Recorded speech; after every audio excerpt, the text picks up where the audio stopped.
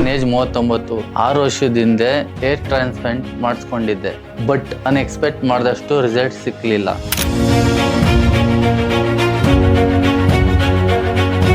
Time pass ಆಗ್ತಾ ಇತ್ತು, ಅದೇ ಕಾನ್ಫಿಡೆಂಟ್ ಮಾತ್ರ ಡೇ ಬೈ ಡೇ ಕಮ್ಮಿ ಆಗ್ತಾ ಇತ್ತು.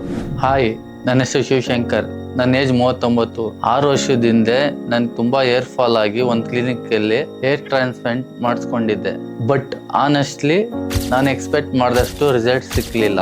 ಟೈಮ್ ಪಾಸ್ ಆಗ್ತಾ ಇತ್ತು, ಅದೇ ಕಾನ್ಫಿಡೆಂಟ್ ಮಾತ್ರ ಡೇ ಬೈ ಡೇ ಕಮ್ಮಿ ಆಗ್ತಾ ಇತ್ತು.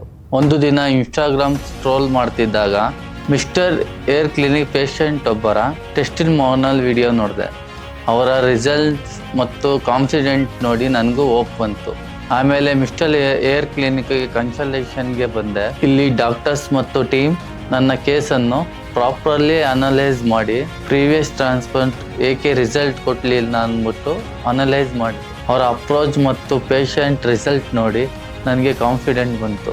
ಈಗ ನಾನು ಮಿಸ್ಟರ್ ಹೇರ್ ಕ್ಲಿನಿಕ್ನಲ್ಲಿ ಹೇರ್ ಟ್ರಾನ್ಸ್ಪರೆನ್ಸ್ ಮಾಡಿಸಿಕೊಳ್ಳಲು ಡಿಸಿಷನ್ ಮಾಡಿದ್ದೇನೆ. ಈ ಬಾರಿ ರಿಸಲ್ಟ್ ಮೇಲೆ ಕಾನ್ಫಿಡೆಂಟ್ ಇದೆ. Thank you Mister Hair Clinic for giving me hope again.